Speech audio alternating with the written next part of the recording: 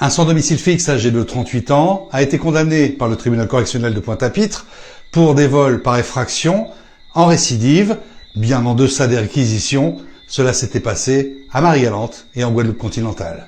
Pour un marginal comme Johan Moison, voler de menus fretin, à savoir un projecteur dans un cabinet médical de Bémao, une radio chez un médecin ou encore de la nourriture, relève plus d'un acte de survie plutôt que d'une délinquance calculée.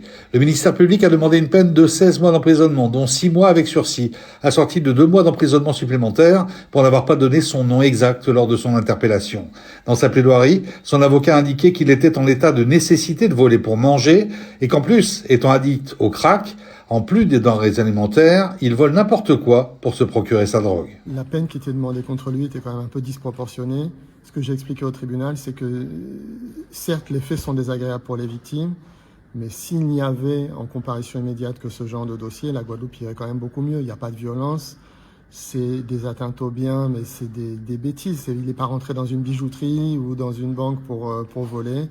C'était vraiment des petites choses pour manger ou pour financer sa consommation de crack. Donc le préjudice était quand même relativement modeste. Et il a plus besoin d'être aidé pour éviter de revenir à nouveau devant le tribunal quand il va sortir de prison, plutôt que d'avoir une peine où il va rester en détention et puis il sortira 2-3 jours après ou une semaine après, il va recommencer. Ah mais il était quand même en récidive. Donc il avait quand même l'habitude. Il était en récidive, mais il était sorti de prison quand même depuis 2023. Donc c'est pas une récidive de la semaine dernière.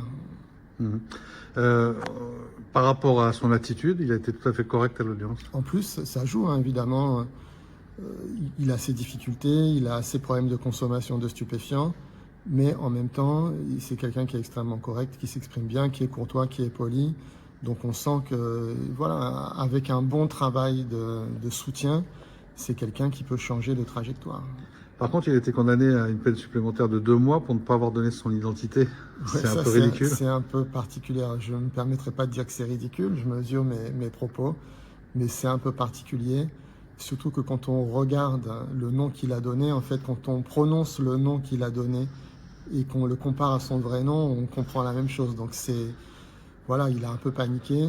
Je me dis qu'on aurait pu lui faire cadeau de ces 2 mois d'emprisonnement parce que c'était pas une vraie volonté de donner une fausse identité. Par contre, même si la peine donnée par les 3 juges a été minorée par rapport aux réquisitions, il y a un maintien en détention. Ça veut dire qu'il... il y a même un placement en détention. Un placement en détention direct, ouais. Il y a un placement en détention, mais pour une période de 5 mois. C'est triste à dire, mais des fois, ce placement en détention, ça peut aussi permettre d'avoir un meilleur encadrement, malgré les conditions difficiles d'incarcération, mais ça peut permettre d'être pris en charge. Et puis, s'il a un bon comportement, il sortira peut-être aux 2/3 de la peine. Donc, sur 5 mois, peut-être qu'au bout de 3 mois et demi, 4 mois, il sortira avec un accompagnement. Il n'est certainement pas le seul SDF à devoir apaiser sa faim en volant, déjà prisonnier par une addiction au crack. Dans la rue, l'attente de solutions durables est longue, souvent vaine.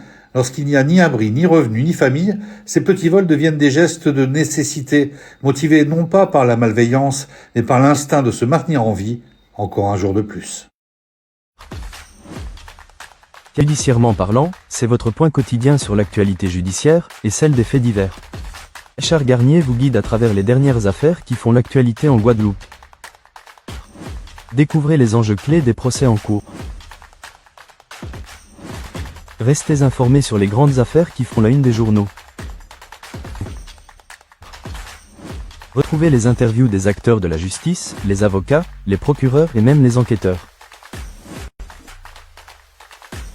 Rejoignez-nous chaque jour pour ne rien manquer de l'actualité judiciaire guadeloupéenne. Judiciairement parlant, c'est quotidiennement sur MyTV Caraïbes avec Richard Garnier.